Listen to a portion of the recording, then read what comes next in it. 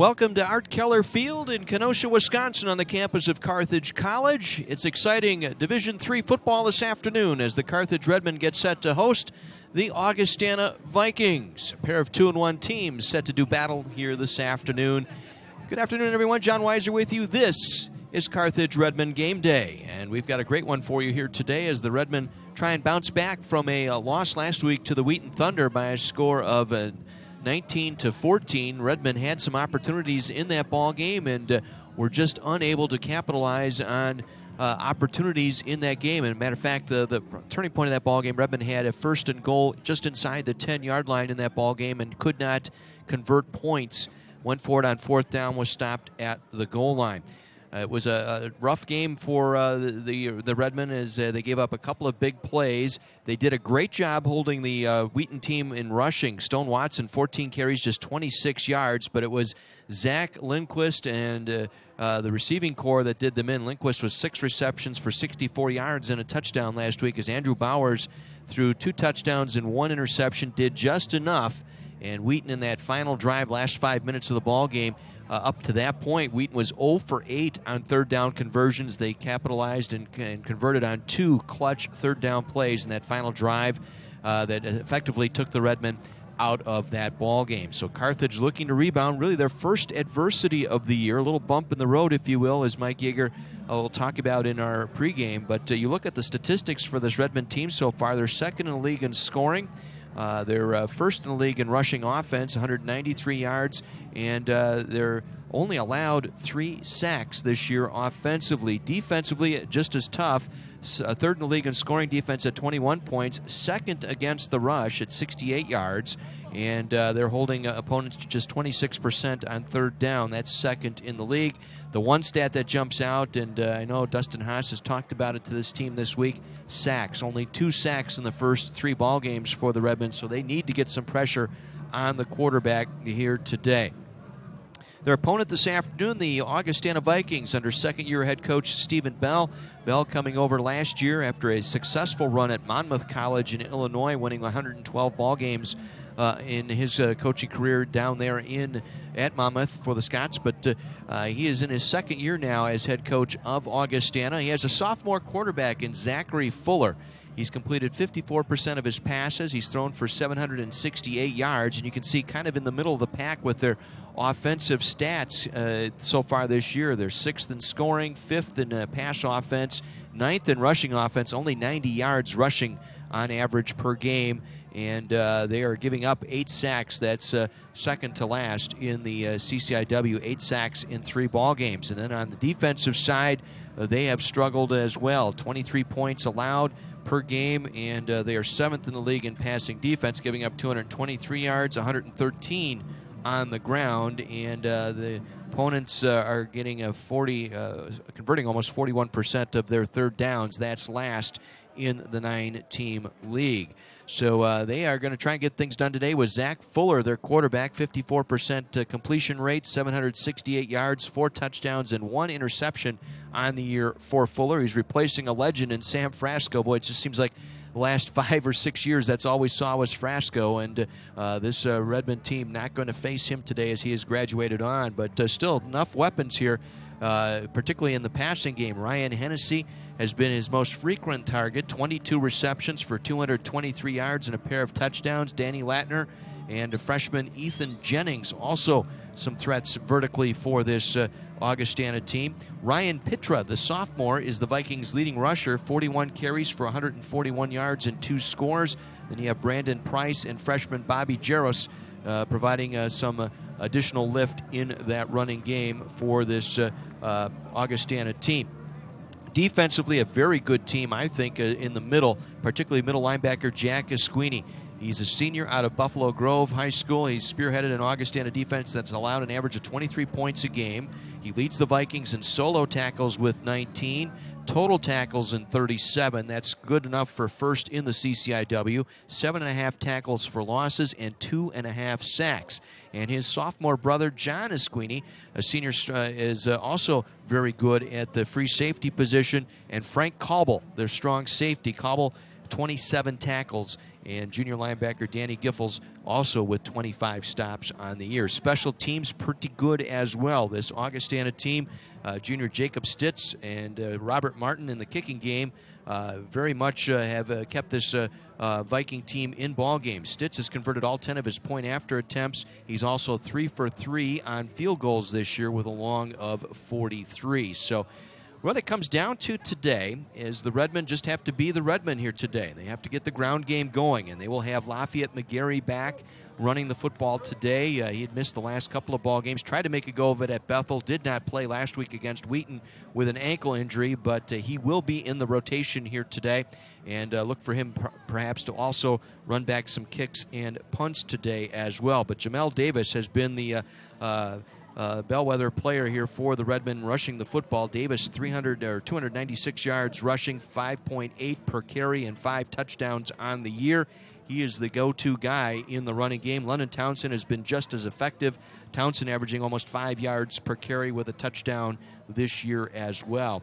And Ethan Ollis has been adequate at quarterback. He's completed 49% of his passes, 622 yards, 3 touchdowns, 2 interceptions. His favorite target is James Cobbs. Cobbs with 10 receptions on the year.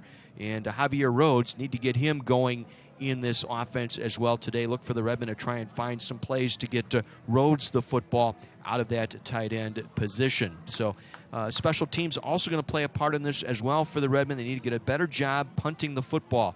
Fred McCann has struggled at times this year. McCann averaging just 36 yards a punt, and he's only gotten 3 inside the 20 so far this year. He's also had 2 punts blocked. So special teams has to get cleaned up, and the return, or the coverage game, I should say, has to get better. Last week they gave up over 100 yards in punt return to Wheaton last week in the loss to the Thunder. So should be a great ball game here today as the Redmen play in front of a homecoming crowd. Should be a live crowd here today, and a little bit of an overcast sky and temperatures in the 60s with a slight breeze off of Lake Michigan today. Not going to be much of a factor in this one.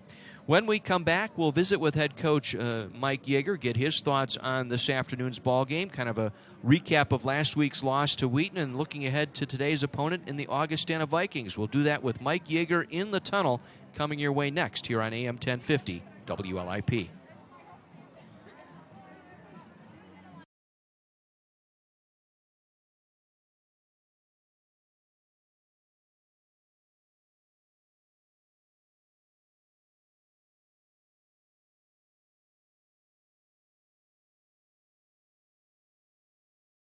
Welcome back to Art Keller Field, everyone, as we get set for Homecoming 2016 as the Carthage Redmen get set to take on the Augustana Vikings. Time now for In the Tunnel with head coach Mike Yeager. And Mike, we'll get a look here this week, I think, of how well this team's going to respond to some adversity. A loss, coming off a loss, 19-14, but nonetheless a well-played game, just a game where, a play here or there made the difference. Yeah, we talked about it last week, in a game like that when you're playing a good football team.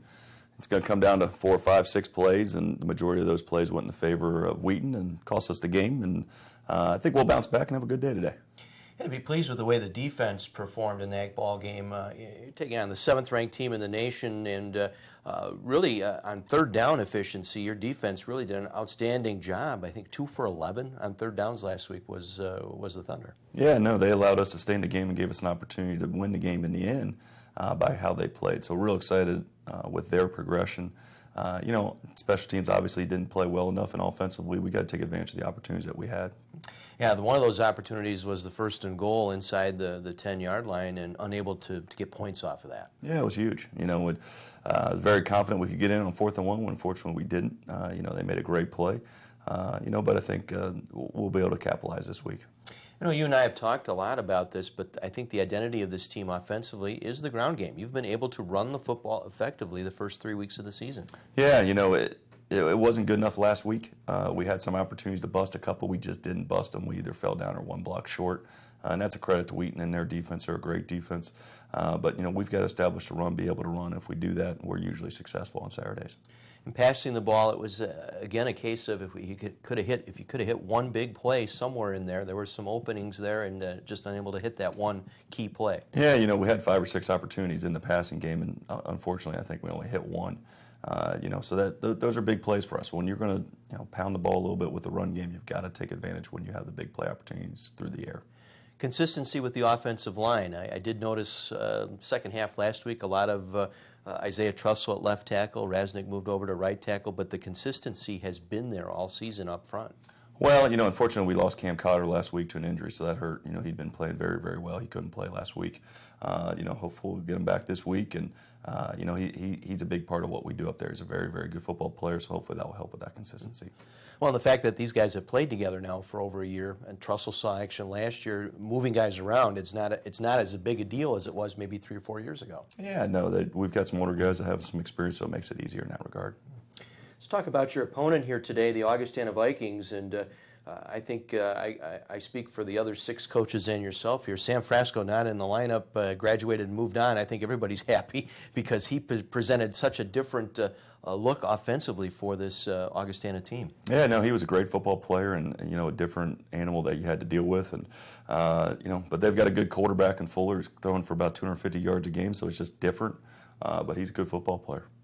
This will be a challenge for your secondary guys here today, although I've been impressed with the way the guys bounce back between Calvert and Young and the safety play and Townsend's play, the play of the secondary has really been outstanding, I think, in the first 3 weeks. Yeah, it's never going to be perfect back there. You want to limit big plays, and you're right, you got to bounce back because you're not going to stop every single pass, but you want to limit the big plays and come up and make the plays that present themselves.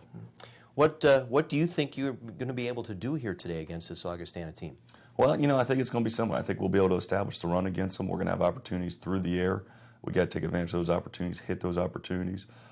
Defensively, it's going to be a great challenge. We've got to get a pass rush. We've got to get home and get some pressure on the quarterback so he can't sit back there and really pick us apart. 2 sacks in 3 games. You need more production there. Yeah, the last 2 quarterbacks have done a really nice job, both Bethel and Wheaton, of getting the ball out quickly. So hopefully, we can have them hold on to the ball a little bit longer. We get a little bit better pressure. And I like the front 4 setup. I think the guys have played well. It's when to blitz, when to bring the extra attacker. Yeah, no, it'd be great if we can get pressure with 4 guys all day long. We'll be in great shape. So hopefully our guys up front will have a great day. Special teams, I don't know if it's a concern, but I think you'd like to get a little bit more out of the punting unit and maybe a little bit more out of the return game. Well, punt returns have been solid. Kickoff returns have been solid. Our biggest issue has been the punt team right now. We've worked hard to get it fixed, and hopefully we'll be better at it today. Time now for our keys to the ball game. What's it going to take for a Redmond win here today? Again, on offense, we got to establish a run and take advantage of the opportunities through the air that present themselves. Special teams, we need to make sure that we're at least even, and not giving up points in that regard. And defensively, obviously, we've got to limit the big plays through the air because that's what they're known for. Take care of the ball and get 1 or 2 on the other side. Yep, it'd be a great day then. All right, Mike, go get them. Thanks.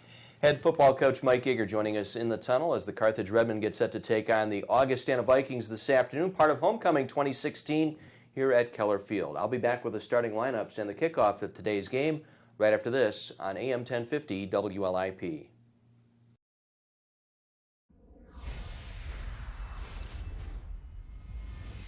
Worked hard to get it fixed, and hopefully we'll be better at it today.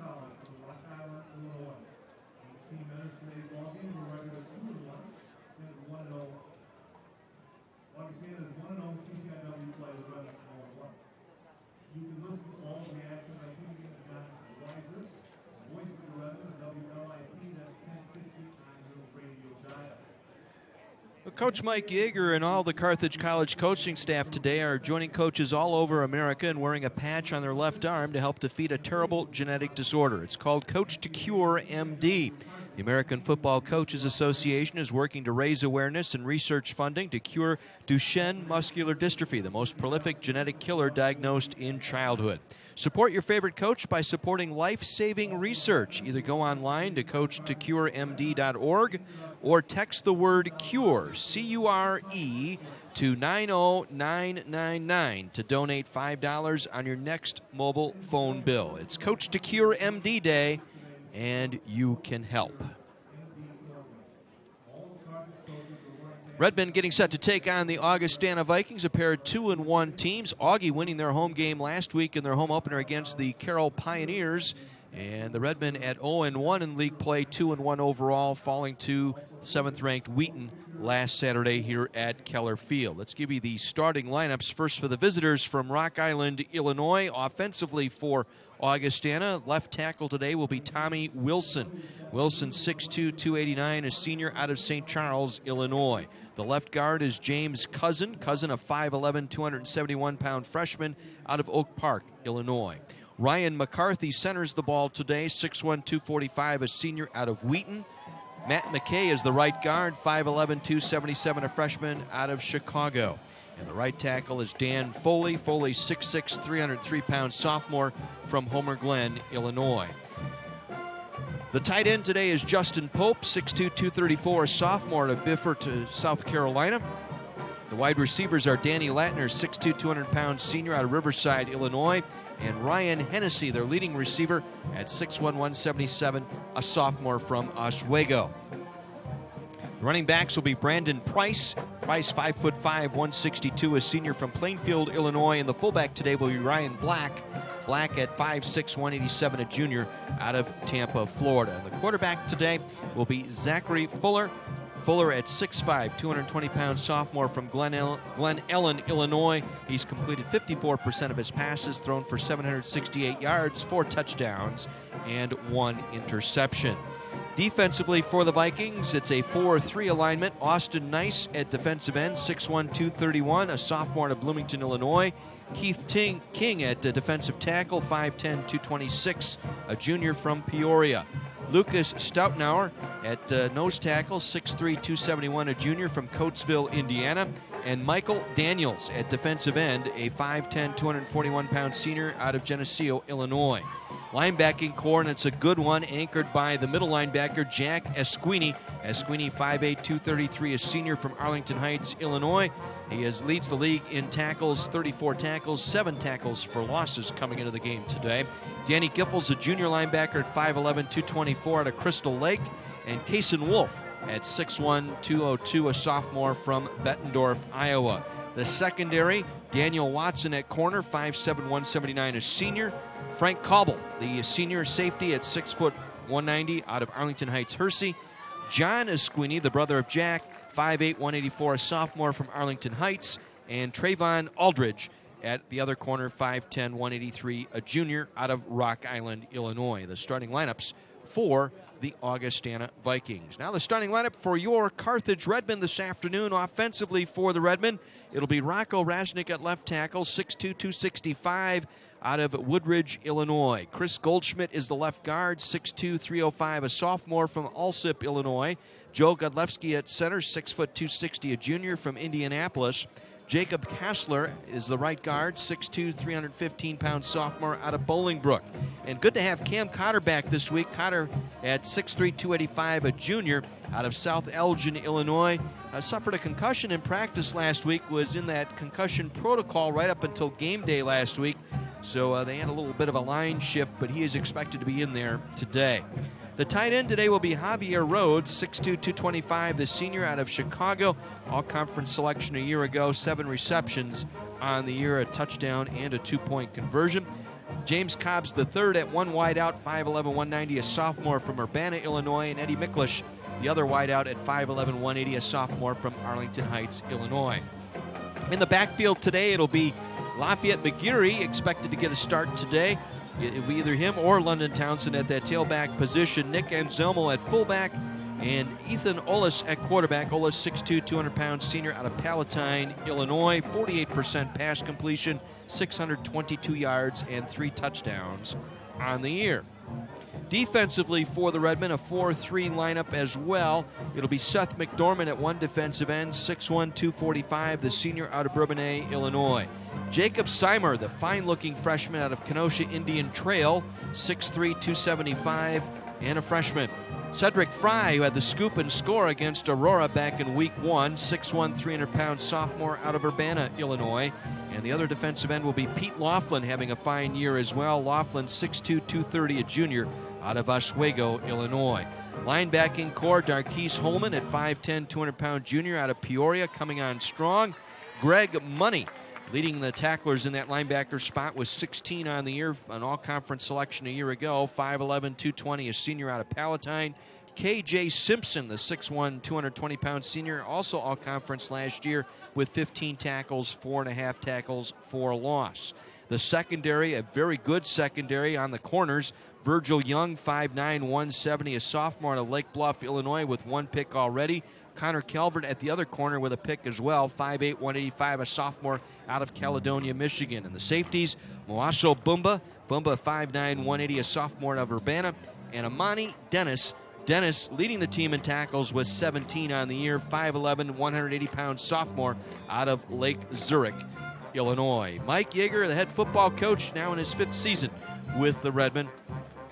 As coach, came on as a defensive coordinator, 11 and 25 overall, and that began with the season finishing out the final 4 games of the 2011 season as interim head coach. Well, it's always been a tradition here at Carthage College, and I see we're getting ready for that right now. The Redmen about to take the field, and always an exciting time, and good to see Beverly Keller here today. Bev Keller, the widow of Art Keller, still following the Redmen and the football team, and she is going to deliver the game ball today once again, as always, and always glad to see her in attendance here at Art Keller Field, and always looking good. So it's nice to have Bev Keller here once again today. See that athletic director, Dr. Bob Bond, handing off the game ball to her, and she's going to present that here to Mike Yeager and the coaching staff here in just a moment as the Redmen getting set to take the field. We shall tell you it's a cloudy day here today at Carthage College.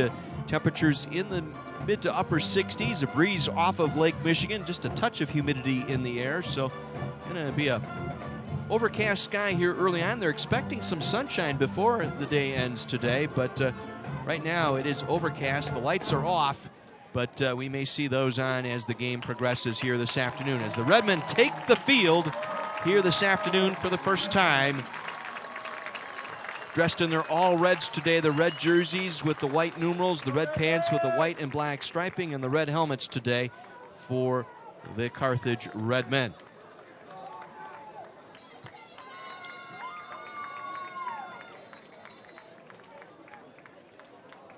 Captains are going to make their way out to the center of the field here momentarily. For the Redmen today, Ethan Ollis, along with Greg Money, Lafayette McGeary, and Rocco Rasnick representing the Redmen out there. For the Vikings, Jack Esquini leading the captain squad out, along with Frank Cauble. Also out there, Danny Latner and Tommy Wilson, the captains for the Vikings.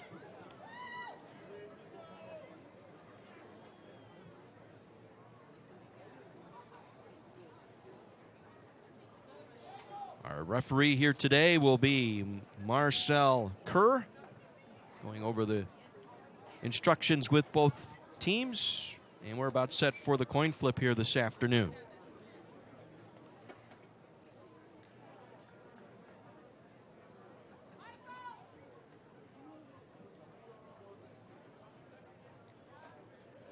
And the coin is in the air.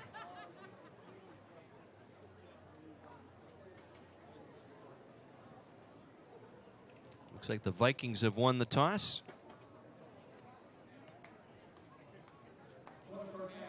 Augustana has won the toss and elected to defer the choice So Augie has won the toss. They have deferred to the second half. So we'll see which way the Redmen will receive the football here. They will take the football going left to right to begin our ball game here this afternoon.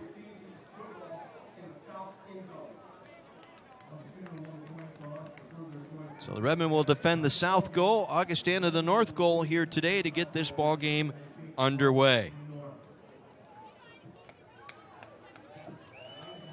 So now we'll being asked to rise, and the gentlemen will be removing their caps as we get set to honor America this afternoon. Austin Murch, a junior from Waukesha, Wisconsin, will sing our national anthem.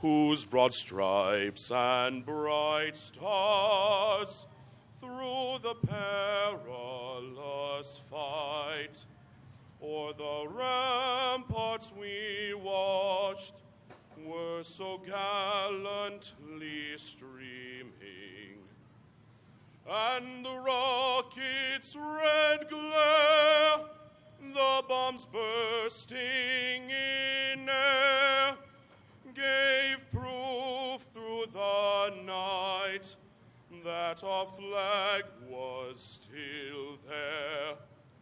Oh, say does that star-spangled banner yet wave o'er the land of the free and the home of the brave.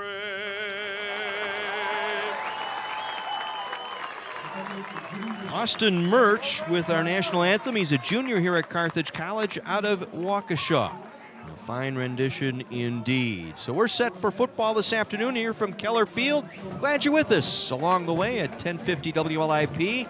On the audio stream at WLIP.com, and we welcome in our alumni and friends watching on the video here today, provided by Carthage College. Bev Keller has presented the game ball to Mike Yeager. The tradition goes way back here. Been doing this 15, 16 years now, and Bev Keller in attendance once again today, handing off our game ball. Elsewhere around the CCIW this afternoon, Illinois Wesleyan is at North Park. Elmhurst is at Wheaton. A 3 o'clock kickoff in Waukesha this afternoon. The Carroll University Pioneers in non-conference play will take on UW La Crosse. And later on tonight in Naperville, North Central plays host to Milliken. On to do the kicking for the Vikings will be Jacob Stitz. Tees it up at the right hash mark at the 35. Cobbs and McGeary standing deep for the Redmen.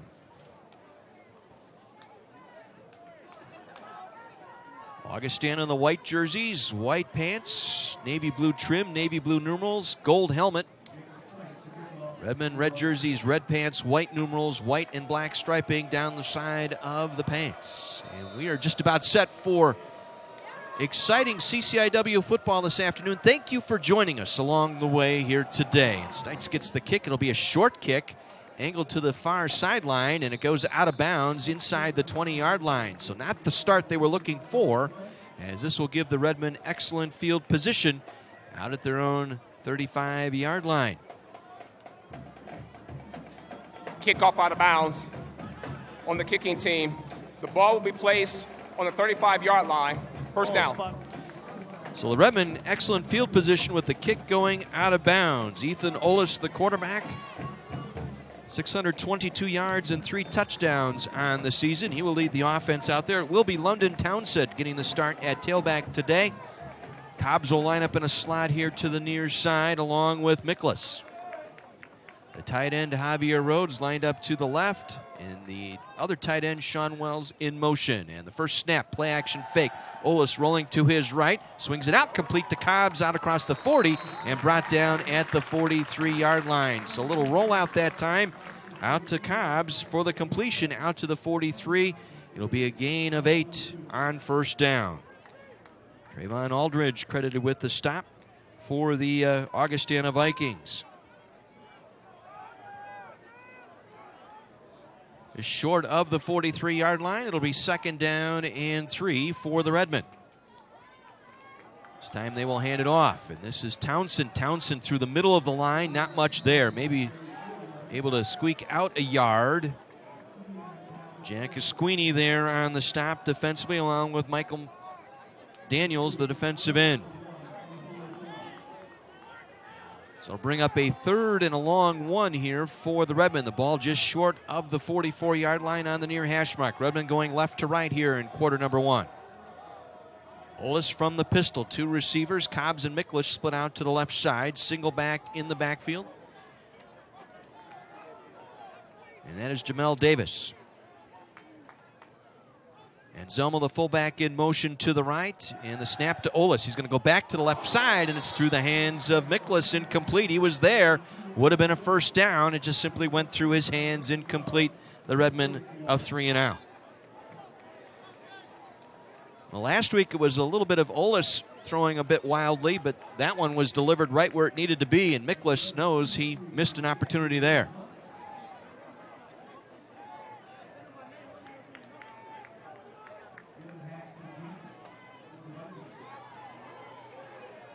Haxby standing at the 20. McCann with a side snap gets this one away. Haxby will flag it inside the 18. Good coverage down. Flag is down, and down goes Haxby at the 19-yard line. Good job by the special teamers to get down there.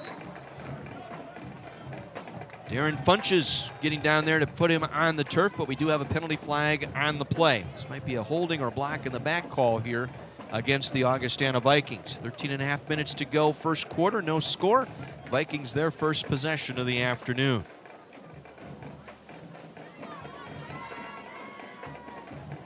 It's a block in the back here against the Vikings with the flag sitting at the 18-yard line, so this will push them back inside the 10. During the kick, illegal block in the back on the receiving team, number 45. Half the distance to the goal line, first down. Luke Phelan, the guilty party on special teams for the Vikings with the block in the back. So they'll mark this one inside the 10-yard line.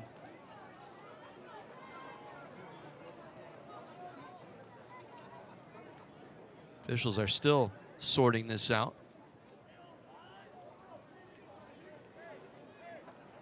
Yet to step off the penalty here.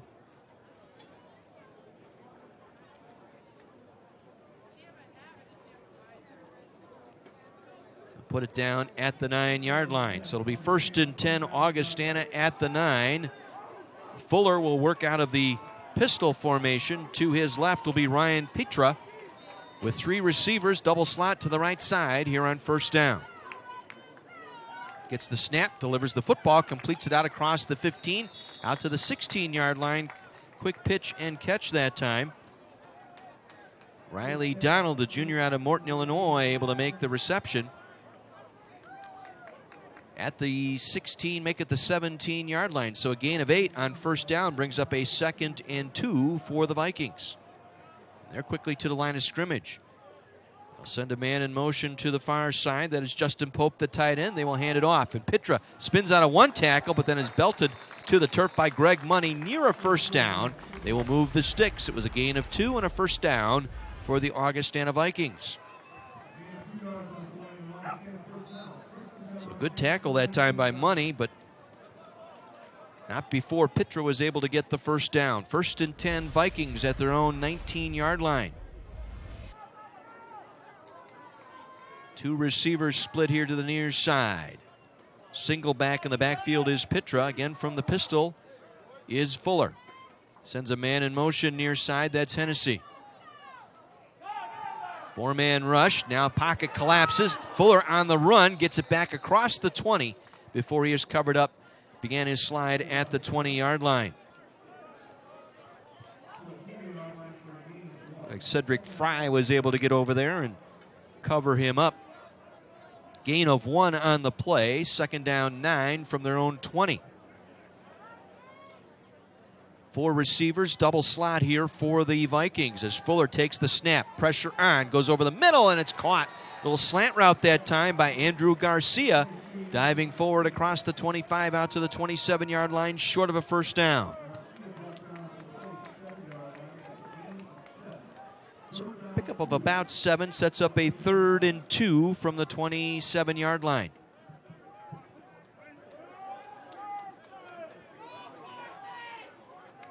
Again, they'll go 4 receivers, 2 to a side here on 3rd and short. Fuller, quick step, delivers. Ball broken up, incomplete. Trying to go over the middle that time. Trying to hit the wide receiver, Danny Latner. It was broken up nicely by the Carthage defense.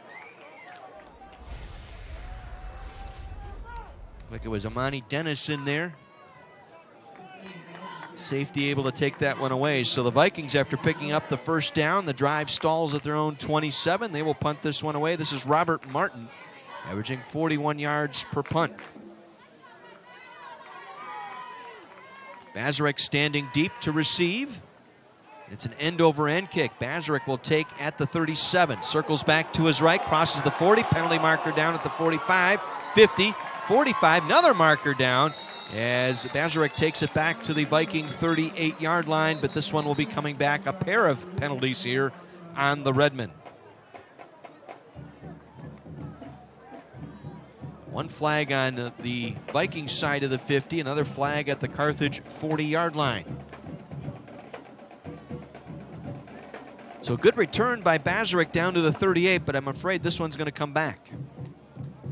Something the Redmen need to get going here is their punt return game.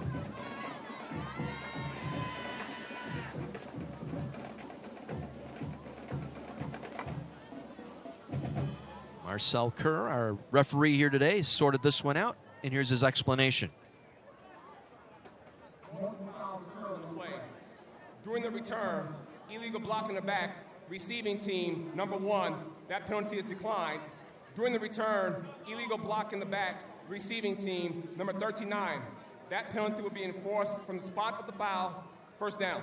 Frankie Gazzano and Darren Funches, the guilty party there. Funches' penalty was declined. They'll take the one on Graziano, and that will put the football back to the 30-yard line of the Redmen. Second possession of the game for Carthage. 11-13 to go here in the first in a scoreless first quarter.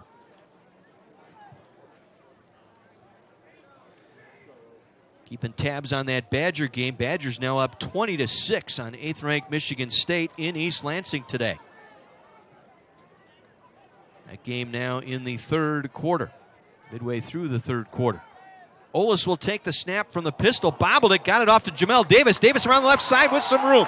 Davis to midfield. Davis down the far sideline and tripped up just across the 45 of the Vikings. Almost a busted play there as that snap went through the hands of Olis. And it was Frank Cobble who saved the touchdown there. As we take another look on our replay here, the snap went right through the hands of Olis, right into the breadbasket of Davis. And Jamel Davis, the freshman out of Naples, Florida, did the nice thing, picked it right up and then took it down the far sideline, out across midfield. Cobble finally flagged him down near the 45-yard line. They'll mark him out at the 47. Again, they'll give it to Davis. Davis going over the left side inside the 40 down to the 39-yard line. Jamel Davis, kind of a stand-up runner, kind of stiff when he runs through that line, but tough to bring down. Kaysen Wolf, the linebacker, brought him down, but not before a 4-yard pickup. They'll mark it just across the Viking 39-yard line. It'll be second down, long 6 here for the Redmen. Bazarek, the slot receiver with Cobbs out to the left side. Wells in motion, the tight end. Olis from the pistol will turn and hand it off. Again, Davis. Davis breaks a tackle, gets back to the line of scrimmage, and that's about it. Looked like Keith King Jr., the defensive tackle, second effort, able to slow Davis down enough for no gain. Brings up 3rd down and 7 here for the Redmen. Jamal Wright, single receiver to the left. Bazarek and Cobbs lined up here to the right side. Javier Rhodes, the tight end, rolls to the right side here on 3rd and 7 from the 39. Ollis will change the play now. Has Davis alone in the backfield. Davis now will shift off the left hip of Ollis, working out of the pistol. Ollis wants to throw. Looking right, now comes back over the middle, finds Jamal Wright. Wright goes down at the 35-yard line. Nice tackle by Kaysen Wolf. Got him by the jersey just enough to slow him up and bring him down as Wright tried to make his cut toward the first down marker. Going to be short. It'll bring up 4th down and about 3 here for the Redmen. 4th and 3 from the 35. Carthage is going to go for it here. 4th down this year, the Redmen 2 for 6 on 4th down conversions. And Ollis will change the play. Bazarek lined up in a slot left side with Cobbs. Jamal Wright lined up here on the right side, single coverage. Ollis, quick snap, wants to throw, completes the pass to the tight end. It's Rhodes. Rhodes coughs up the ball. It's loose inside the 25-yard line. It was a completed pass to Rhodes as he was being tackled. The ball came out. Bazarek able to fall on it, but there is a penalty flag at the line of scrimmage. One more look here as Ollis sent Rhodes in motion, drifting out to the left side. He was the safety valve, made the catch across the 35, and as he got across the 30-yard line, the ball came out, but right into the hands of Bazarek. But this one's going to come back. It might be a chop block here against the Redmen. Let's see.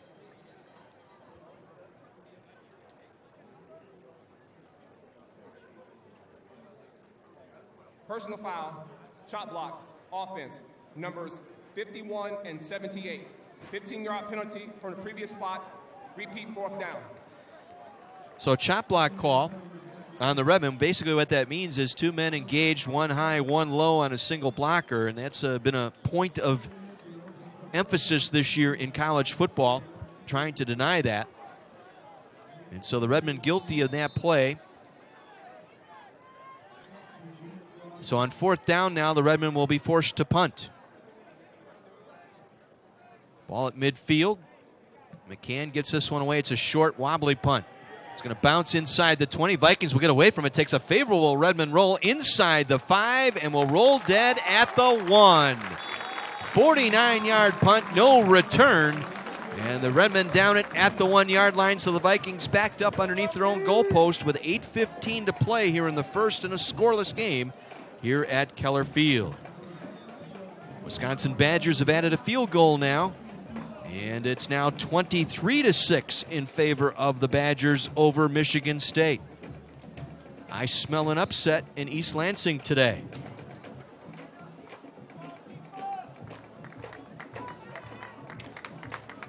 So Zach Fuller in the offense back out for the Vikings. Their second possession of the afternoon. They'll go tight splits here on 1st down from their own 1-yard line. I formation. And it's the quarterback Fuller just on a keep, and he's going to get a yard, and that's it. Gets it to the 2-yard line before he is stuffed by the middle of that Redmen line. Jacob Seimer in there on the stop for the Redmen, a freshman out of Kenosha Indian Trail High School.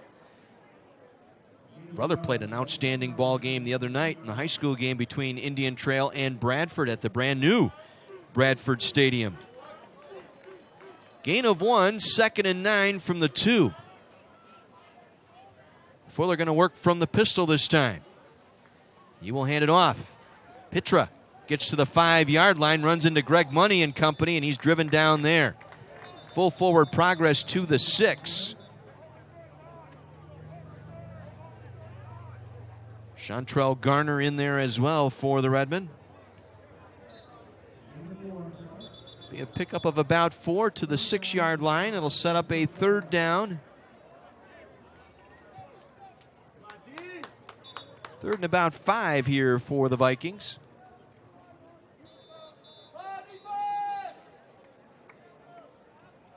Will the game clock operator please reset the game clock to 7:30? 7:30.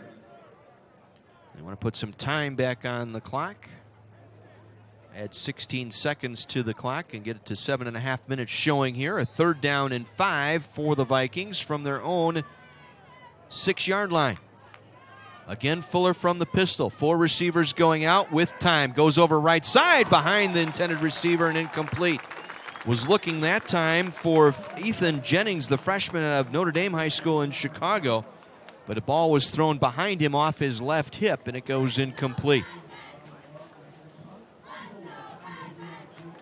Robert Martin on to punt for the 2nd time this afternoon. This time out of his own end zone. Bazarek standing at midfield for the Redmen.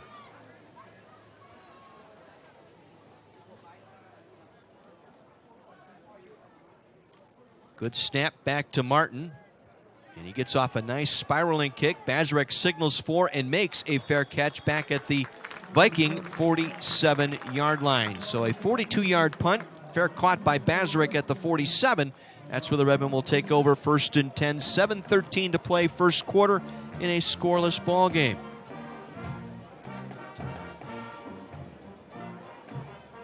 Other games this afternoon in the CCIW, we'll try and follow them as we can. Elmhurst is at Wheaton.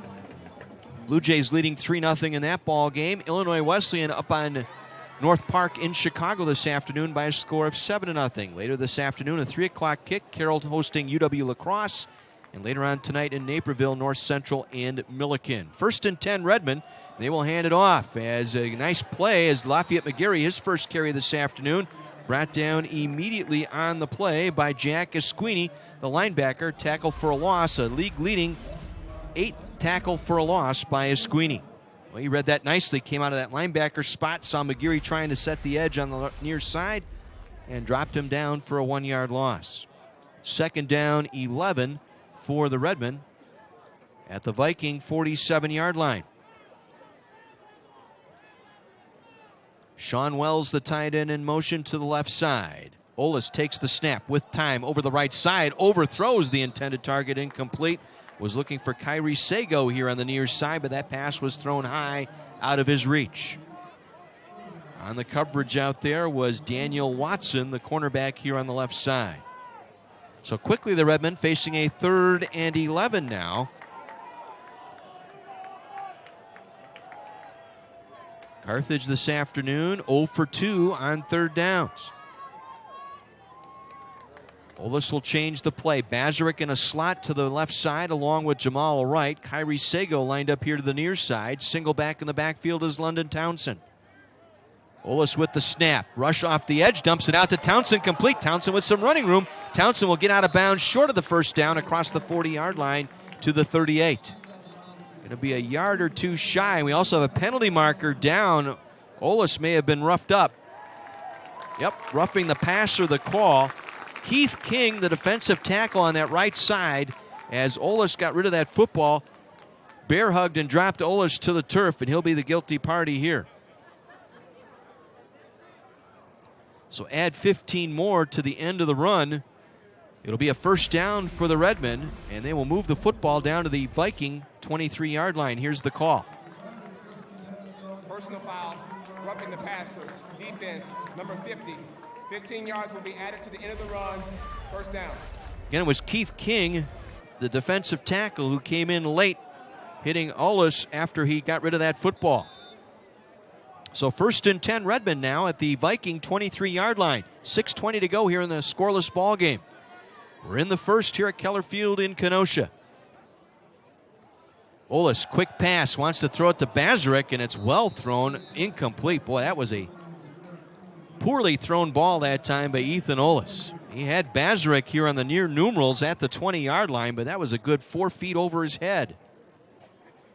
Again, if there's an issue with Olis, it's he does not get that back foot set, does not step into the throw, and he flies that left shoulder open. And the mechanics sometimes get away from Ethan Olis. That time it did. He had an open receiver and missed him. 2nd down and 10. Ball at the 23-yard line. Wells, the tight end, in motion to the left. They'll hand it off. Lafayette McGarry around the left side. McGarry to the 20. Lowers his shoulder to the 15 and out of bounds at the 13-yard line.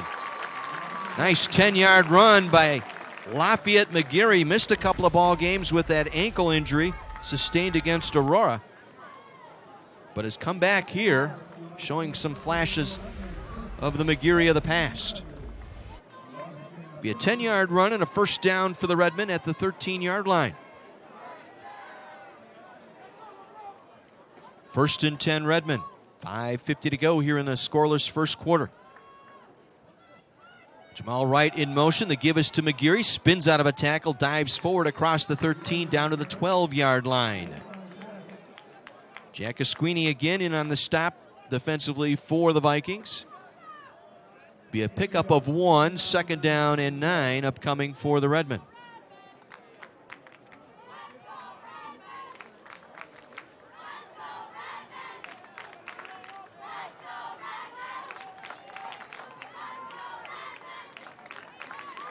Sago and Wright lined up here to the near side. Olis rolling right, wants to throw with time, delivers, complete to Jamal Wright in the end zone. Touchdown, Carthage College. Jamal Wright, right in front of the defensive back, Frank Cauble, able to settle in the end zone, make the catch for the score, and the Redmen are on the board. Nice blocking up front once again,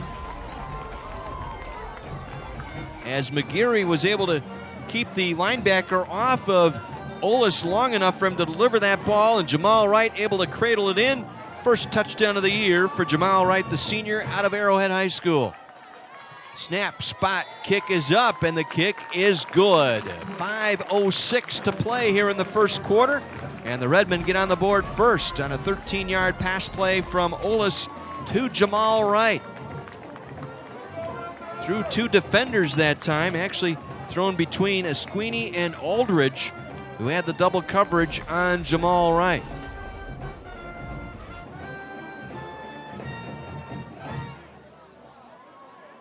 Seven plays, 46 yards, taking just over 2 minutes. Officially a 12-yard pass from Olis to Wright. Wright, his first touchdown reception of the year. For Ethan Olis, that is his 4th touchdown pass of the year, and it's a 7-0 Redmen lead. Well, that was all set up by the McCann punt down inside the 1. They were able to get a 3-and-out, force the Vikings to punt out of their own end zone. That set up this touchdown drive for Carthage.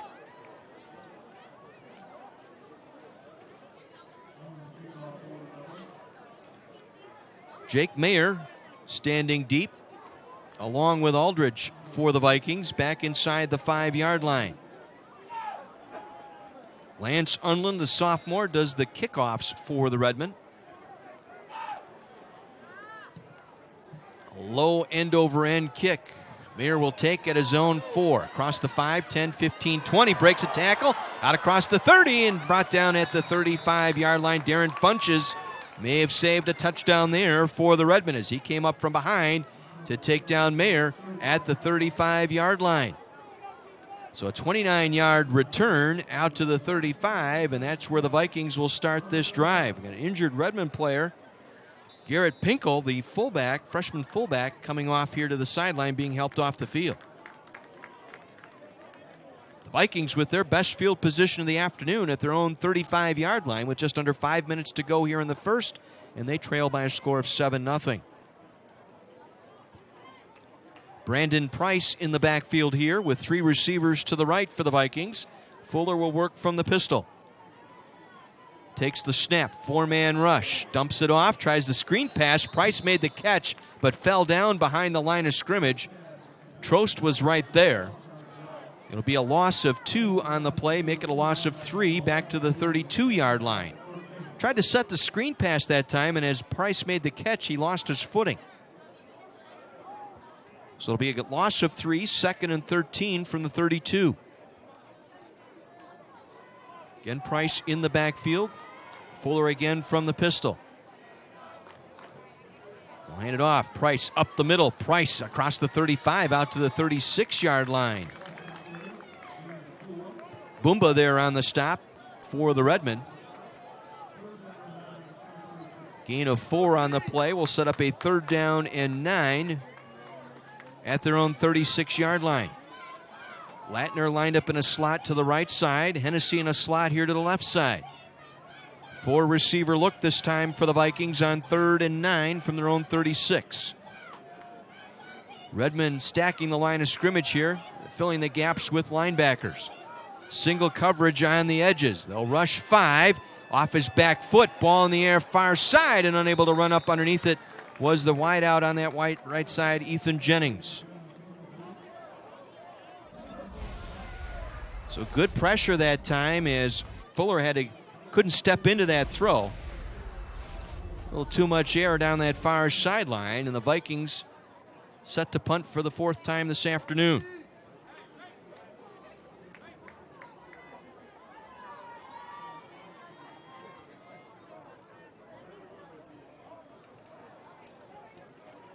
Robert Martin to punt this one away. Bazarek standing inside the 25. It's a low snap. Martin scoops it up, gets off a beautiful punt.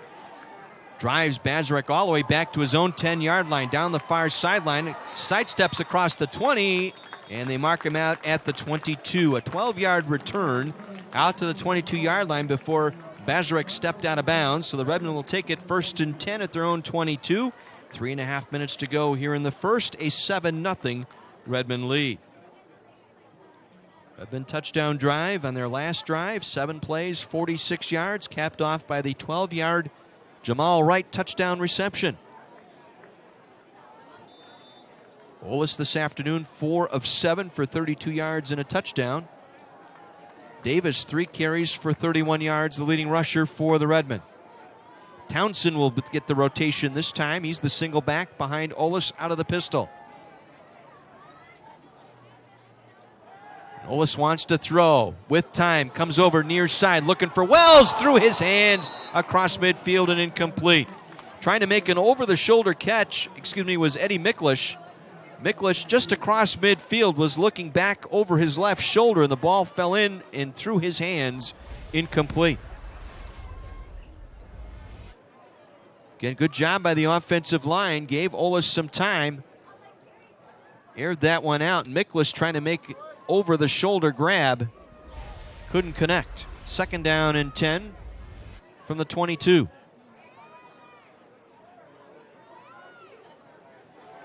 Again, Townsend picks his way across the line of scrimmage. May have gotten a couple out to the 24. Able to make the stop there was Austin Nice, the defensive end. So 3rd and long upcoming here for the Redmen.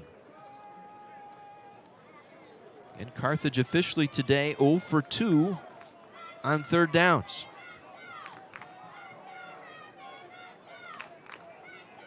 Bazarek in motion. Fake the fly sweep. Olis wants to set up the screen and does. Completes the pass to Townsend with blockers. Cuts it at the hash across the 35 and out to the 37-yard line before Giffords able to dump him to the turf. Good call on 3rd down. They went with the screen pass to London Townsend, and he had an array of blockers in front.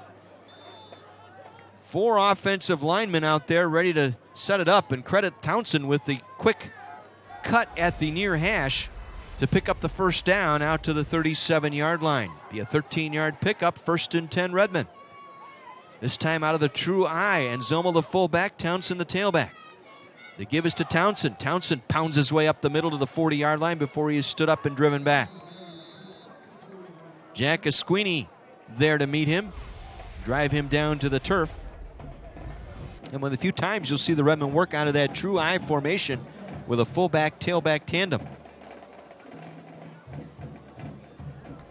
Gain of 3, 2nd down 7, ball at the 41-yard line. Minute 55 to go here in the first, 7-0 Redmen. Single back is Townsend. 2 receivers to the left. They'll circle Olis back to his right. Wants to dump it out. I'm not sure where he was throwing that pass. Incomplete. Had both Wells out there. Might have been the nearest receiver. Also John Gamalka, the other receiver. And again, Olis failing to get his feet and shoulders square. That pass sailing high.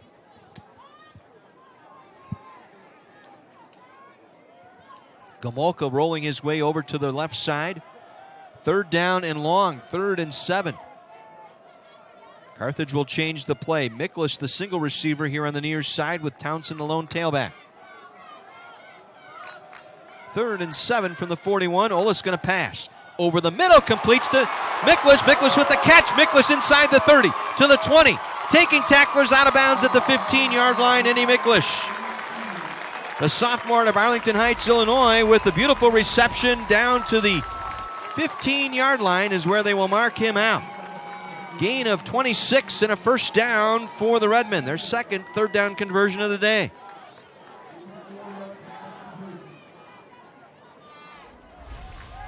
So 1st and 10 Redmen at the 15. Minute 20 to go in the quarter. Carthage up 7-0, but now in the red zone again. 1 for 1 in the red zone today with the touchdown. The 12-yard reception by Jamal Wright.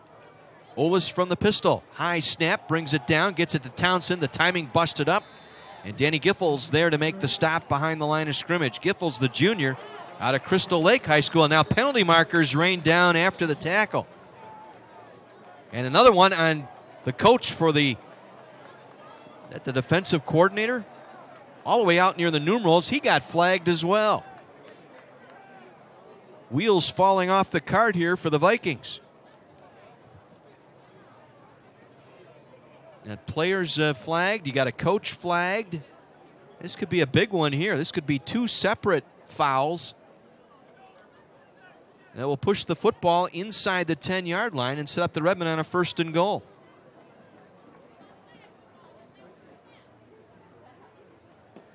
All of this happened after the high snap, and Townsend was tackled by Giffords behind the line of scrimmage. It would have been a 2-yard loss, and as they were unpiling, a pair of flags came down. One of the assistant coaches on the sideline started to march out near the numerals, and the head linesman flagged him. We're taking one more look here.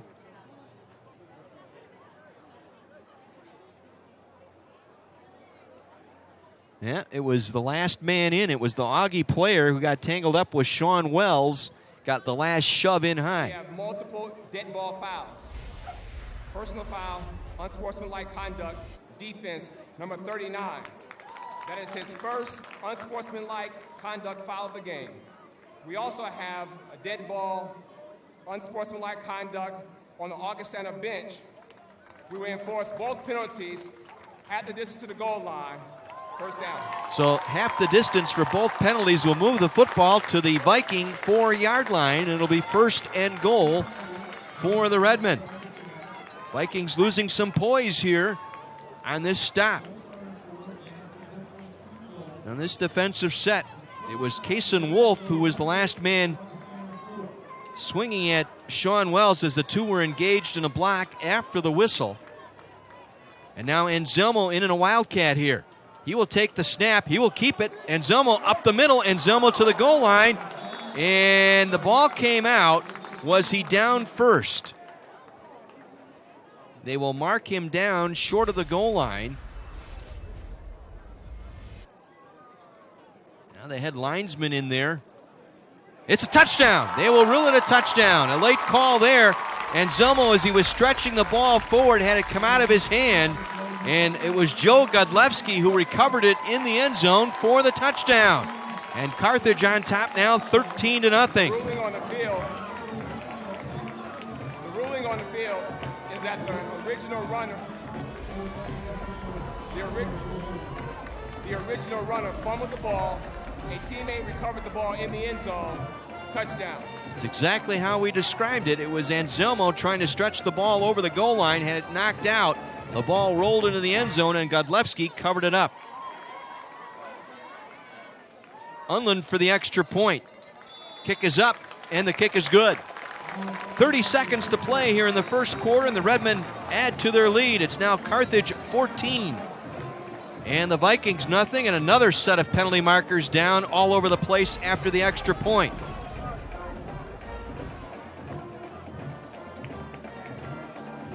Not sure what that was all about, but Keith King getting the teammate escort back to his sideline, and now head coach Steve King going to talk things over with his team. He's got his entire team huddled up here. Steve Bell, I think this team has just simply lost its poise here early in this ball game. A series of unsportsmanlike conduct penalties, both on the field and by the coaching staff.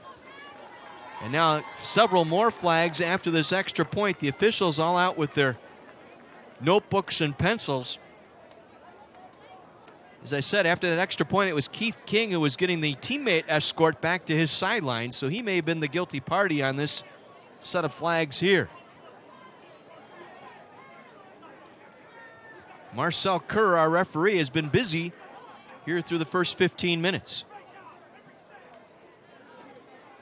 We may also have an ejection here. Steve Bell getting the explanation on the far sideline. Double dead ball fouls. Unsportsmanlike conduct against the kicking team, number 78.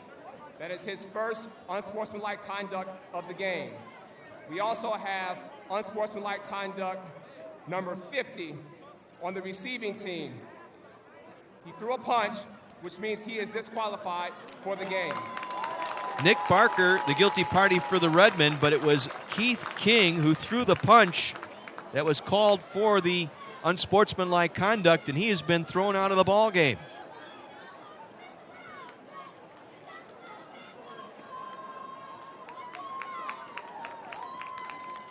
So Keith King Jr., the defensive tackle, gets an early seat on the bus. He'll get dibs on the front seat, as he has been ejected for throwing a punch. He and Nick Barker got tangled up. Barker, the long snapper.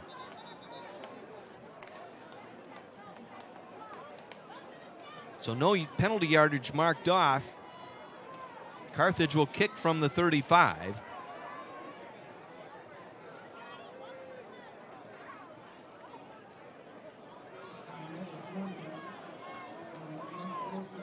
So it remains 14-0 Redmen. That last drive for the Redmen, 8 plays, 77 yards. The 21-yard pickup down to the 15-yard line on the Miklish reception.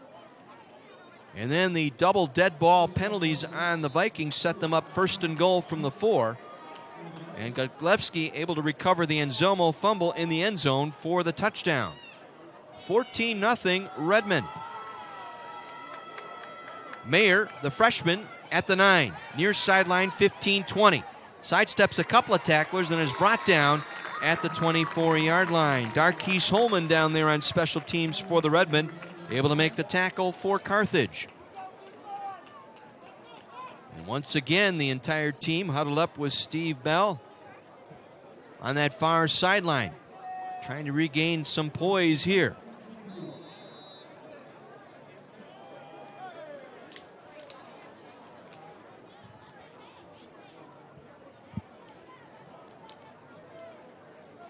Andrew Garcia, along with Hennessy, split out here to the near side. Lantner and Jennings to the far side. Pitra, the running back, to the right of the quarterback, Fuller, sends Hennessy in motion. Rolls to his right. Steps up, fires down the field. Ball is thrown, underthrown, and almost picked off. Good defensive effort that time. Jumping in front of Jennings that time was Virgil Young. The corner on that left side locked in man coverage.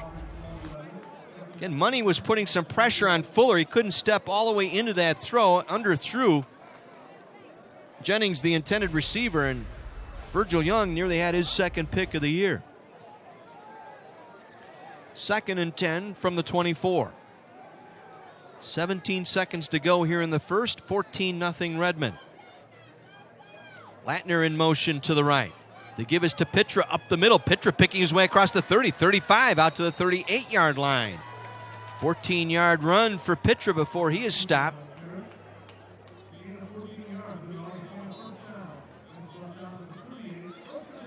Give him the full progress to the 38-yard line. 1st and 10, Augustana. The clock will run out here in our first quarter in Kenosha. First 15 minutes in the books. Carthage with a pair of long drives. They take a 14-0 lead into quarter number 2. We'll have it for you after this on AM 1050 WLIP.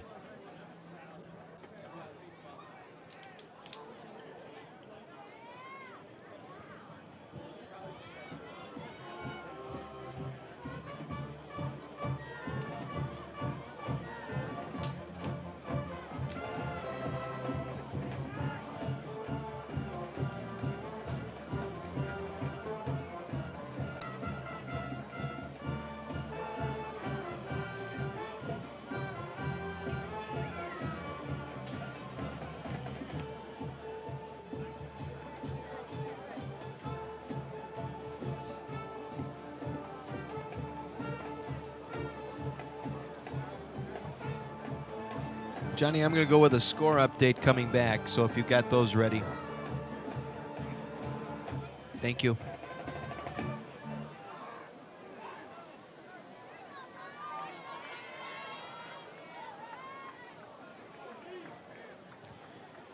Carthage Redmond on top 14-0 as we begin quarter number 2. John Weiser with you from beautiful Art Keller Field in Kenosha. Other games going on this afternoon in the CCIW.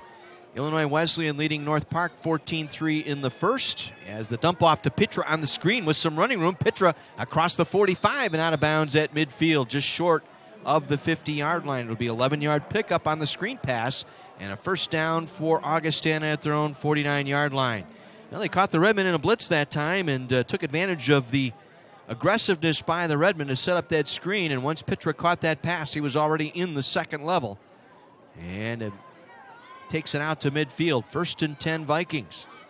3 receivers to the right. Fuller going over the middle. Catch is made by Latner as he was roughed up hard by Chantrell Garner on the stop. Gain of about 5 down to the 46 of the Redmen.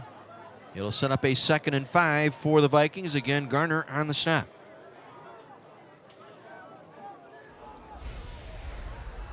Four receivers, 2 to a side now as Latner goes in motion to the left. They'll hand it off to Pitra. Pitra to the line of scrimmage, and that's about it as he is smothered at the 45-yard line. Pitra with the gain of 1 on the play. Able to clean him up was Seth McDormand. Brings up a 3rd down for the Vikings. Vikings this afternoon 0 for 3 on 3rd down conversions.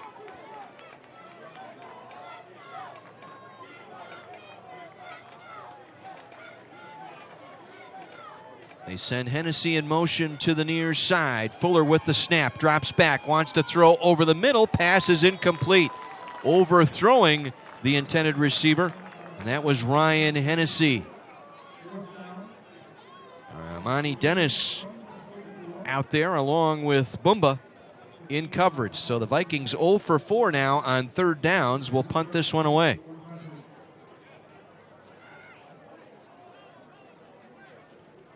Bazarek standing at the 10-yard line. Redmond going right to left here in quarter number 2.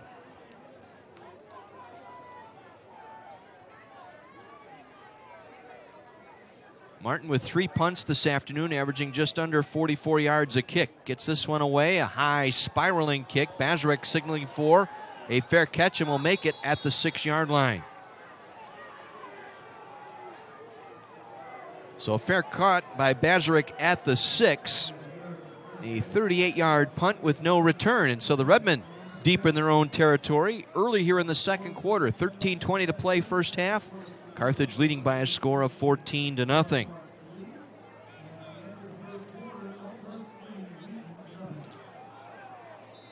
Elmhurst leading Wheaton 3-0 after 1. Later on this afternoon, Carroll will host UW La Crosse. Milliken is at North Central under the lights in Naperville tonight. Tight splits here for Olis working out of the pistol from his own 6-yard line. Rhodes will roll to the right side, the tight end. And the handoff, Jamel Davis. Davis across the 6, and that's it. Freshman out of Naples, Florida. Gain of a yard.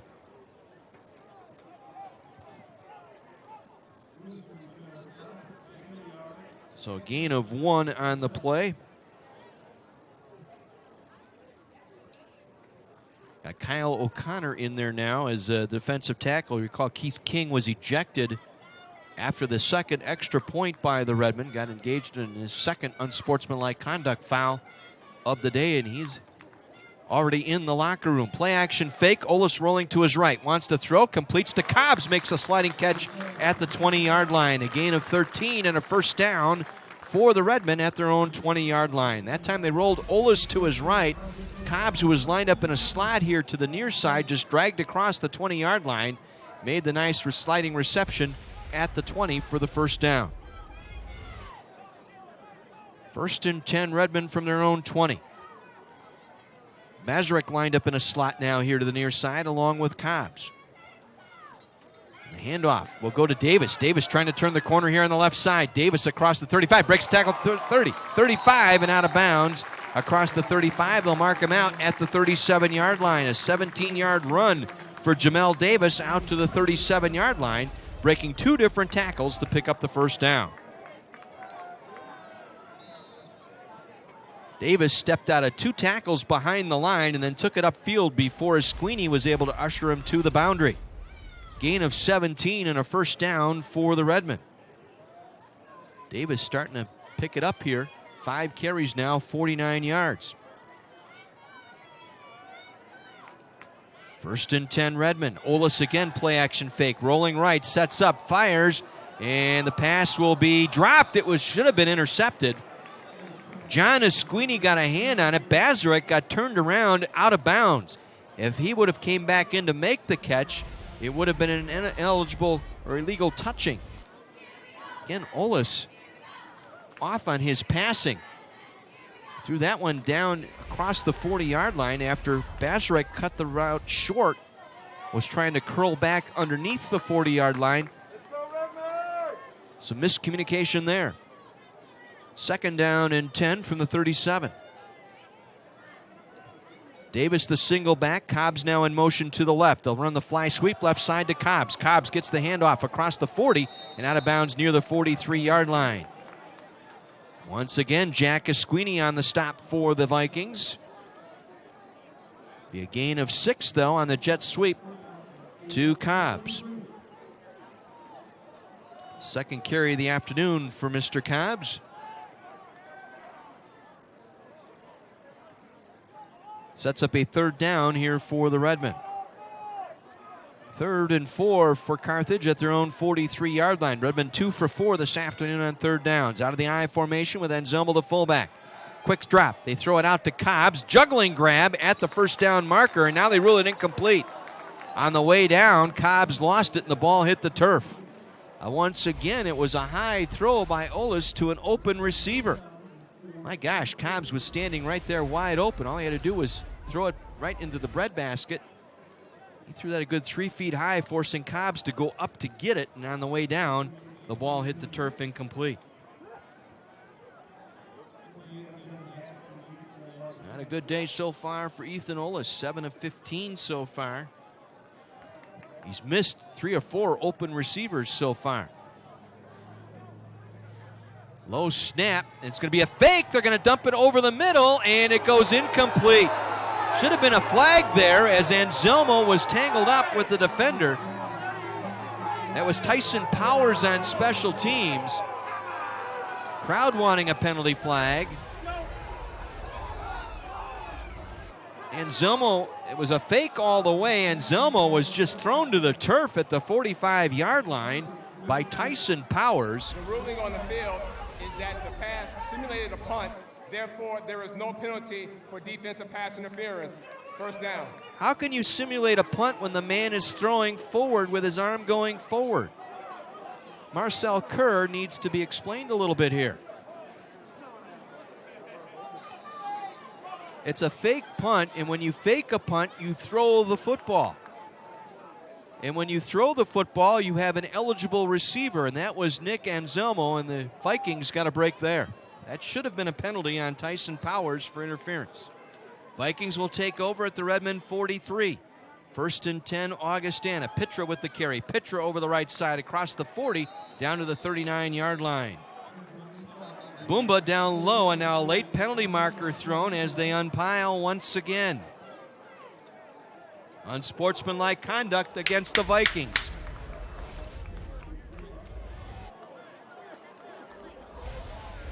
That was the preliminary signal by Kerr.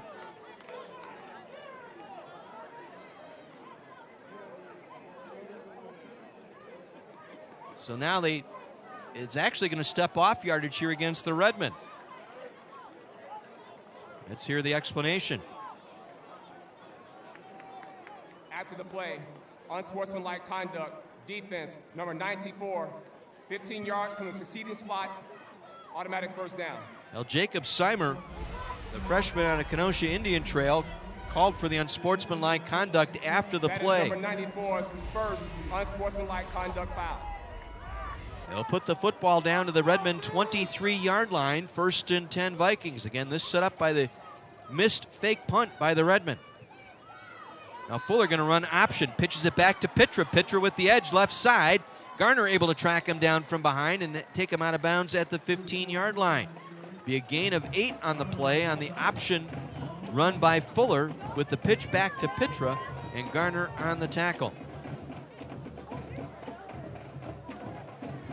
See where they mark the football here. They mark it down to the 15-yard line. A gain of 8. It'll bring up 2nd down and 2.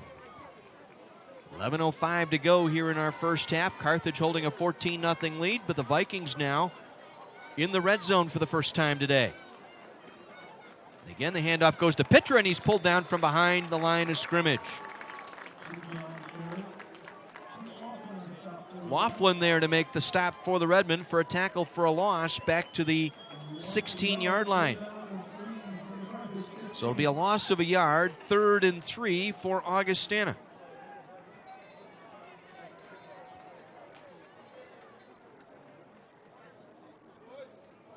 Bobby Jarrus, the freshman, now in the backfield to the left of the quarterback as Hennessy in motion to the left, lines up in a slot left side. Fuller wants to throw. Under pressure, gets it away, and it's incomplete on the blitz that time. And coming in was Darkeese Holman, who got pressure on the quarterback, forced Fuller to throw that one into the dirt, incomplete. Was looking to the far side, trying to set up a screen to his running back, Jarrus. And now trailing 14-0, the Vikings will go for it here on 4th down. 4th and 3 from the Redmond 16-yard line. Defensively, the Redmond have stopped the other team 5 out of 7 times on 4th down. Fuller from the pistol over the middle, and it is caught, but let's see where they mark it. Diving grab by Danny Latner. Had Amani Dennis draped all over him. And they will give him the first down right at the stick, at the 12-yard line. Great catch by Latner that time, with the Carthage defender draped all over him. 1st and 10 Augustana from the Redmond 12-yard line.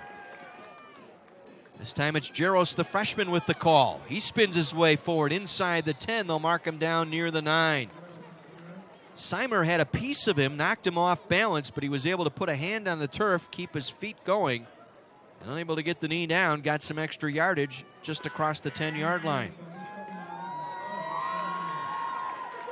2nd and 8 now for the Vikings. Ball just across the 10-yard line. They can get a first down at the 2.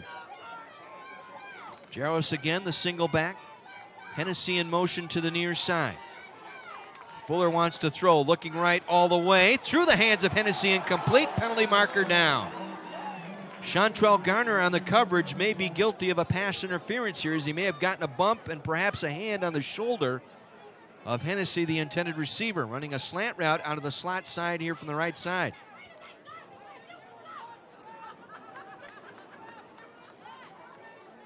Pass interference against the Redmond. Half the distance to the goal and an automatic first down here for the Vikings. It'll be 1st and goal, Augustana. Pass interference, defense, number 11. The ball will be placed on the 2-yard line, automatic first down.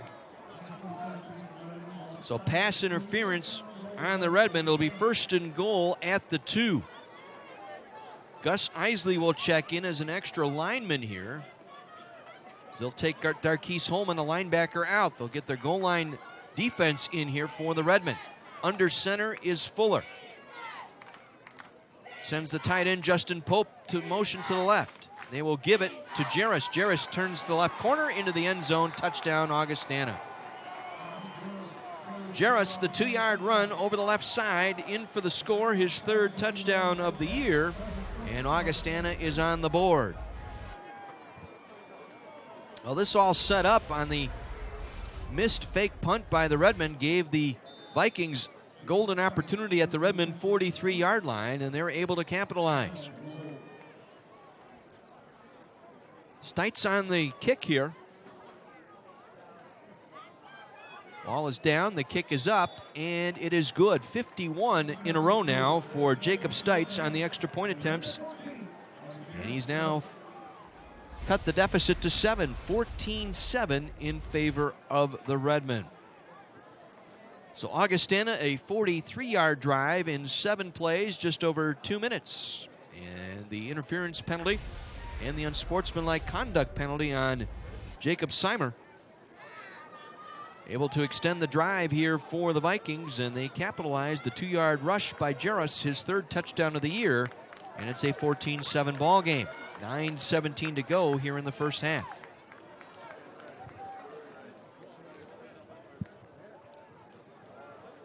Cobbs and McGeary will get set to return for the Redmen.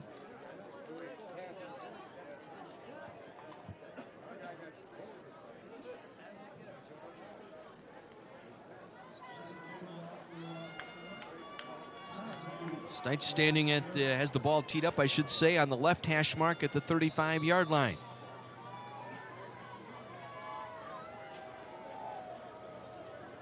Started the ball game kicking one out of bounds.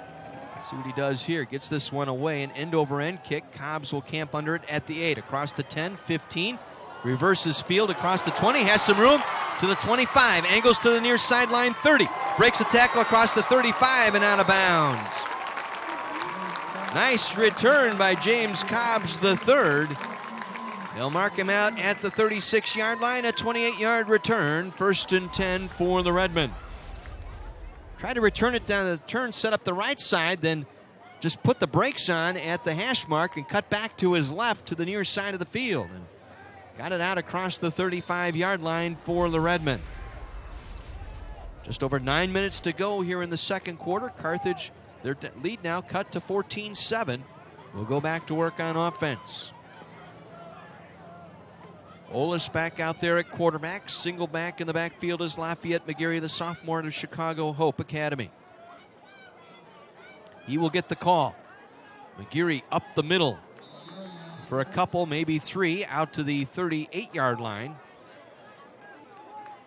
Gain of 2 on the play. 2nd down, 8 upcoming for the Redmen. A good job up front. Nice, Connor, Stoutenauer, and Daniels.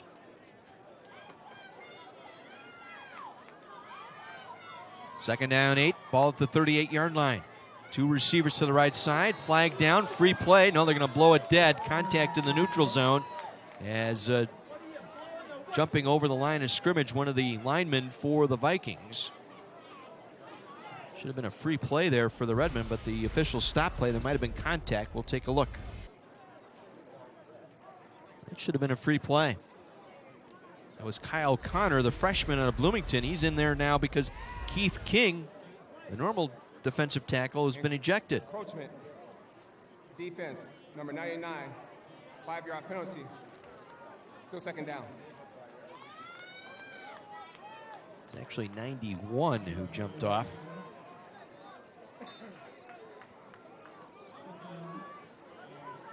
So 2nd and 3 upcoming here for the Redmen following the penalty.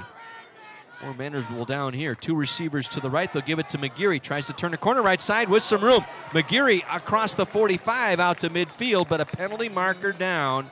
So it's probably going to come back for a hold. Out there to set that lead block was Griffin Schaefer, the left guard. He might be the guilty party here on a hold. Watch the replay here. Yeah, he got his arms extended that time as he was trying to block Kason Wolf, the linebacker.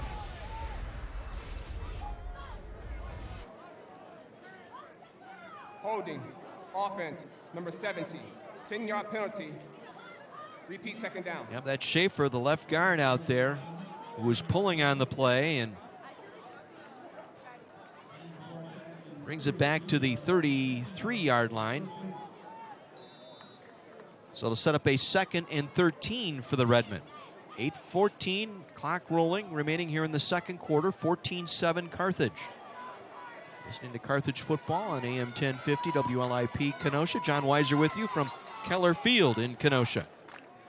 Olis going to pass, completes the reception out to Sago across the 40, out to the 43-yard line. It'll be a gain of 10 They'll set up a 3rd and short here for the Redmen. Kyrie Sago with his first catch of the afternoon. So 3rd and a long 4 here for the Redmen. London Townsend, the senior running back out of Wisconsin Lutheran High School, the single back in there for the Redmen. Sago split to the left side, Jamal Wright to the right side. Tight end Wells in a wing, now in motion to the right. They give us to Townsend. Townsend again cuts it at the hash mark, dives forward, but will not pick up the first down. He is stopped short. Once again, Wolf and Esquini there to make the tackle for the Vikings, and the Redmen will be forced to punt from the 44, make it the 43-yard line. Well, the Redmen faked it here the last time and looking to get the pass to Anselmo, and he was held up, mugged, dropped to the turf with no call. This time McCann going to kick it away. End over end kick down the far sideline. It will bounce and roll forward inside the 20 and will roll dead at about the 18-yard line. So a 35-yard punt, no return, down to the 18-yard line. It'll count as one inside the 20. Vikings will take over at their own 18. 6.5 minutes to go here in the second quarter, 14-7 Redmen. Let's check scores from around the CCIW this afternoon. Just a couple other games in progress and 2 other games later on today. Illinois Wesleyan pounding North Park in Chicago today, 21-3. That game 7 minutes to go, second quarter. And Elmhurst is leading Wheaton now, going into halftime, 6-0. Later on this afternoon, Carroll hosting UW La Crosse. And later tonight in Naperville, North Central taking on Milliken. 1st and 10 from the 18. Pitra with the carry. Pitra over the left side across the 20 out to the 23-yard line. Nice run by Pitra. The sophomore running back off the bottom of the pile for the Redmen was Boomba, the safety, making the tackle. 2nd and 5 for the Vikings. Again from the pistol is Fuller. Pitra off his right hip. 2 receivers here to the near side. They'll hand it off to Pitra, juggled it momentarily, and he'll be buried at the line of scrimmage. No problem with the exchange there, a little bobble. And Pitra stopped short for no gain. Jacob Seimer off the bottom of the pile for the Redmen, the freshman defensive tackle.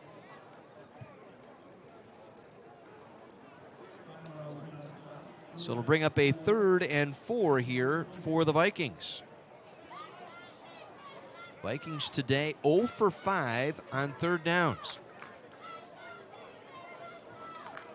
They'll line up Hennessy in a slot to the far side.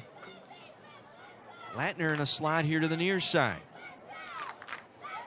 4 receivers going out. Single back in the backfield for Fuller. Takes the snap. Wants to throw. Ball is tipped by Trost. It's in the air and deflected out of bounds. Trost nearly got the interception that time. They were looking for Pitra over the middle. Trost, the linebacker, nearly got his 2nd interception of the year. Just playing coverage that time. Jumped in front of the receiver. Was thrown high, and he just couldn't quite corral it, and it deflected out of bounds to the far sideline. So 0 for 6 now on 3rd down are the Vikings, and they will punt it away. 5th time this afternoon for Robert Martin. Gets a good snap. Delivers an end-over-end kick. Bazarek calls for a fair catch. It went over his head, takes an Augustana roll inside the 20, and touched at the 15-yard line. Got a break there. That ball could have kept rolling inside the 10, but they'll mark it down back at the 15-yard line.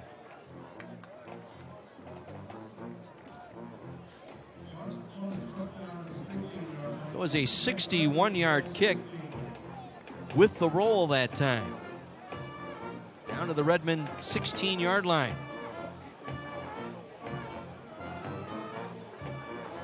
So Carthage will get the football. They lead it 14-7, just over 5 minutes to go here in our first half. Carthage getting a Jamal Wright 12-yard touchdown reception, and Joe Godlewski getting credited with a recovery in the end zone for a touchdown for the Redmond Scores this afternoon. Townsend gets the call on 1st and 10. High steps one defender, gets it across the line of scrimmage out to about the 18-yard line for a gain of 2. London Townsend, the senior out of Wisconsin Lutheran High School, coming into the game, 178 yards, averaging almost 5 yards per carry. That time held to a couple, 2nd down and 8. Townsend today, 2 carries for 23 yards. They'll fake the handoff. Olis dumps it out, completes to Wells. Wells spilled at the 21-yard line. Good open field tackle that time by the safety, Frank Cobble. Cobble, the senior, out of Arlington Heights, Hersey High School, able to make the stop at the 22-yard line. So a pickup of 4 brings up 3rd and short for the Redmen. 3rd and 4 for Carthage. Carthage today, no great shakes on 3rd down either. 2 for 6 today on 3rd down conversions. From the pistol, Rhodes, the tight end, in motion. 2 receivers, Bazarek and Cobbs near side. Looking left, and the ball again. Open receiver, thrown low, incomplete. Cobbs was left open momentarily. The ball was late and thrown low, and he unable to make the reception. So Carthage forced to punt once again.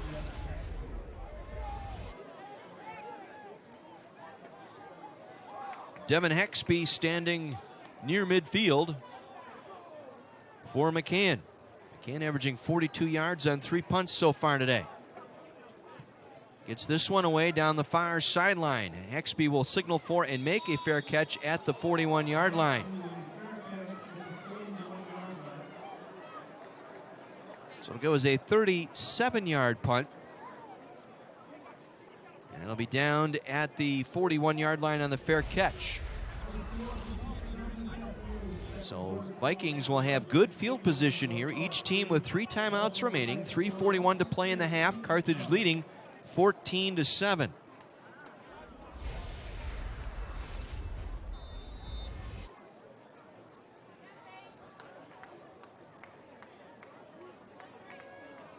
Zach Fuller will lead the offense back out there. Ryan Pitra, the sophomore running back, the single back, deep. Slot receiver here to the near side is Hennessy. Pope, the tight end, in motion to the right on 1st and 10 from the 41. Play fake, rolling to his left, now under pressure. Delivers the ball, tipped and nearly intercepted. It goes incomplete.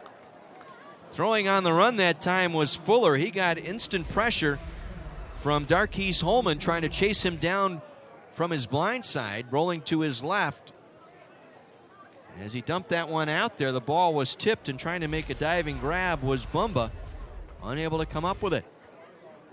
Incomplete pass makes it 2nd and 10 from the 41. 3 receivers to the near side for Fuller with time. Back over the middle. Catch is made. Out across midfield and down to the Redmen 44-yard line. Danny Latner with the reception.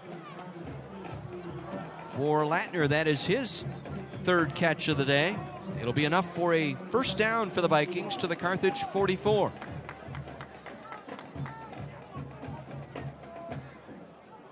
$16-yard pickup on the pitch and catch. Fuller again going to the air. Again going for Latner. Again wide open. Right in front of Chantrell Garner. Makes the diving grab down to the Redmen 23. So suddenly the Vikings with some offensive life here. They're finding some room in the middle of that Carthage defense. There's some confusion there. Looked like Garner was going to go out in coverage, and that left the man open in the middle, and that was Danny Latner once again. 1st and 10 Vikings at the Carthage 23. Latner in motion to the right. This time they'll hand it off. Pitra with some running room inside the 20 down to the 19-yard line.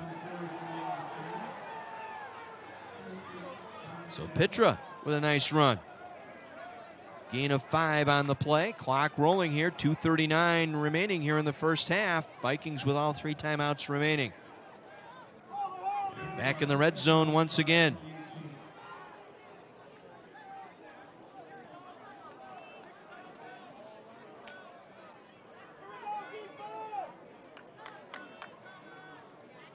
Fuller will work from the pistol. Has Pitra to his right. Hennessy in motion to the left. Here they come on the blitz. They try and dump it out. Ball tipped and nearly picked off. It went through the hands of Danny Latner again. Fell in front of the linebacking core once again. Amani Dennis was there.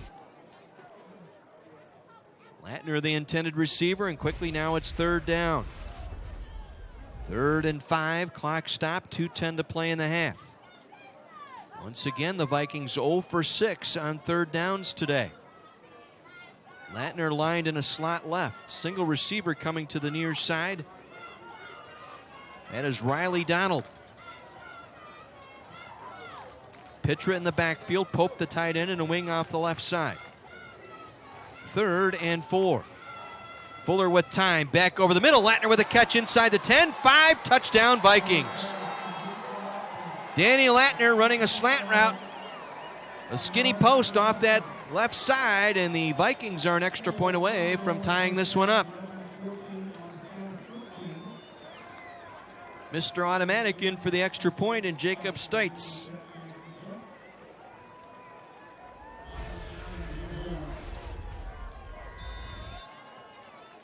So the Vikings now on a roll. The Redmen on their heels here. All the momentum back to Augustana. As Stites now attempts the extra point. Ball down, kick is on the way, and the kick is good. We're tied at 14 with 2:03 remaining here in the first half. Fuller, his second touchdown pass, or his first touchdown pass of the day. This one to Latner for 18 yards. On the season now, Fuller with 5 touchdown passes. Latner, his second touchdown reception of the year. It was all Danny Latner on that drive. Latner, the senior out of Riverside, Illinois, picking up his second touchdown reception of the year, and we're tied at 14. That was a 6-play, 59-yard drive in a snappy minute and 38. And we're knotted at 14. Well, let's see what the Redmen can do here. They got a nice return the last time by Cobbs. They'll have a full complement of timeouts here. See if they can get the drive going. They've had some success running the ball. Let's see if they'll bring Davis in on this drive here to try and end this half with some points. As Stites now with the run-up and the kick. End over end kick. Cobbs will take out of his own end zone. He'll bring it out across the 5, 10, near side 15, trying to get the edge across the 15, and dives forward at the 18-yard line. Nice job on special teams. Colin Skinner, a senior out of Mount Prospect, able to get down the field and make the tackle for the Vikings. So Carthage will start this drive at their own 18-yard line. Minute 55 to go in the half, and a tie ball game. Redmen with 3 timeouts at their disposal.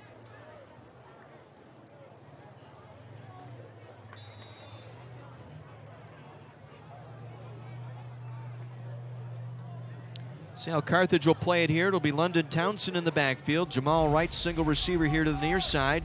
Cobbs and Bazarek split out to the right side. On first down from their own 18, Olis wants to throw. Quick delivery, completes the pass to Wells, the tight end. And just short of the 25-yard line, he is brought down there. Frank Cobble there to make the stop. They'll give him full forward progress to the 25. Redmen in a hurry up. 2nd down and 4 for Carthage. Olis again, quick pass, and it's caught by Cobbs across the 30 out to the 31-yard line. Gain of 6, first down Redmen. Clock stop while they reset the chains, minute 33 to play.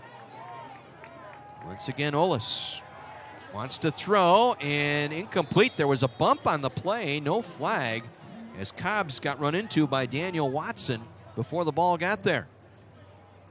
It'll go as an incomplete pass, stopping the clock, minute 27 to play in the half. Carthage facing a 2nd and 10 from their own 30-yard line.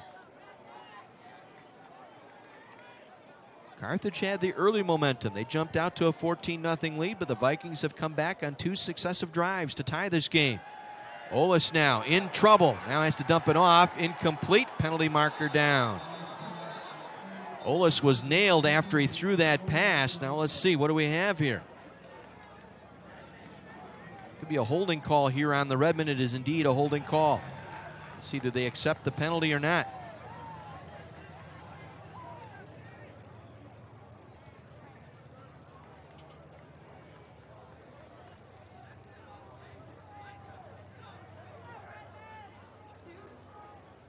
Marcel Kerr, our referee.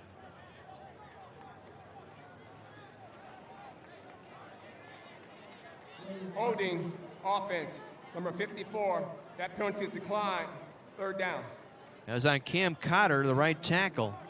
And trying to hold back a blitz that time as Olis came under pressure in a hurry. Declined the penalty, 3rd and 10 from the 30.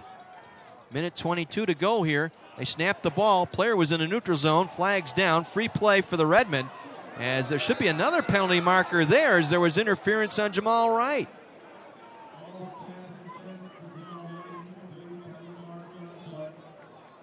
Wright was interfered with by John Bastian down the far sideline, but it will be offside. Number 91, 5-yard penalty.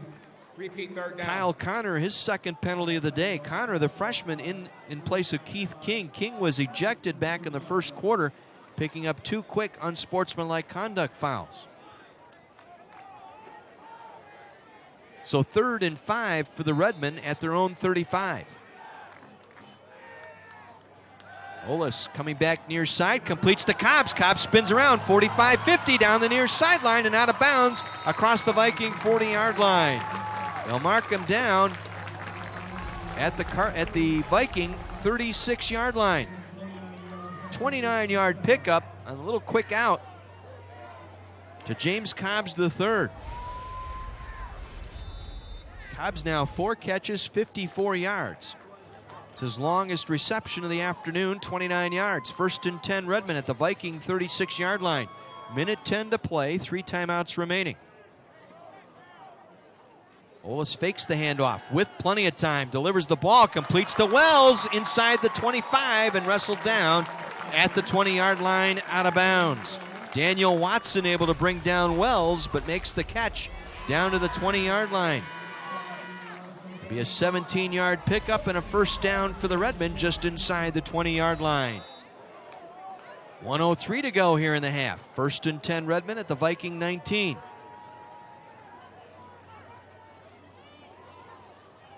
Olis will change the play at the line of scrimmage. Wright split out near side. Bazarek to the far side along with Cobbs. London Townsend the single back. Olis again wants to throw. Throws it out and incomplete. Looking for Bazarek. Trying to throw to the 10-yard line at the numerals that time, but again, throwing off his back foot. That pass sailing wide away from Bazarek, incomplete.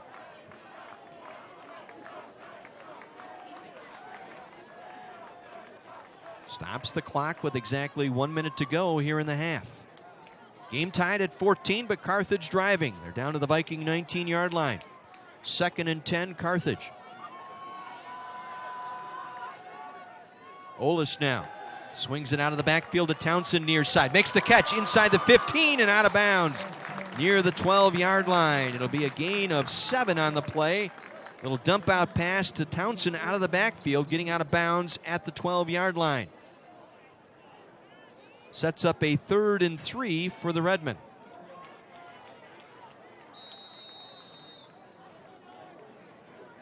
And now a timeout. Timeout.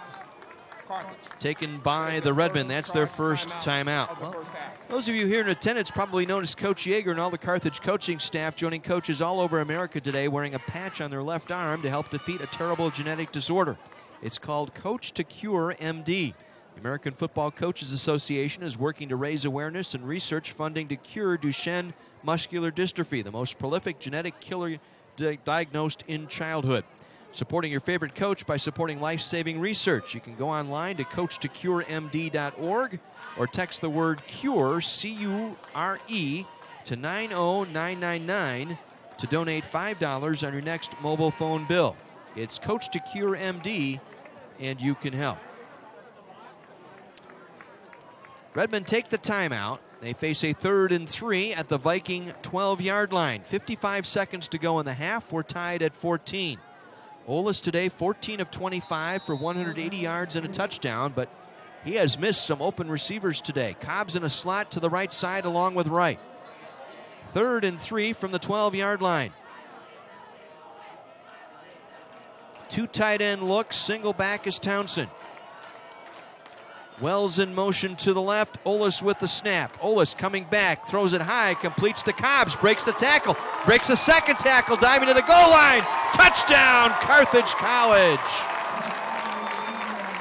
James Cobbs III fought his way through for his third touchdown of the year. I'm telling you, folks, he should have been stopped back at the 5-yard line. Somehow broke that tackle, then dove for the goal line, broke a second tackle to extend that ball over the plane, and the Redmen retake the lead 20-14. Simply sent the tight end Wells in motion to the left. Cobbs lined up in a slot, just ran a stop route just across the 10-yard line. Was able to break free of the attending tackle by Ingardona, and then broke a second tackle at the goal line to get it in for the score. And the try for the extra point is no good. That could loom big here. 20-14 Redmen with 47 seconds to play. Carthage getting some of that momentum back here on this final drive. A 9-play, 81-yard drive taking just over 1 minute, 7 seconds. And James Cobbs, a 12-yard touchdown pass reception from Ollis. For Cobbs, his third touchdown of the year. And for Ollis, his fifth touchdown throwing this season. And Carthage has retaken the lead 20-14.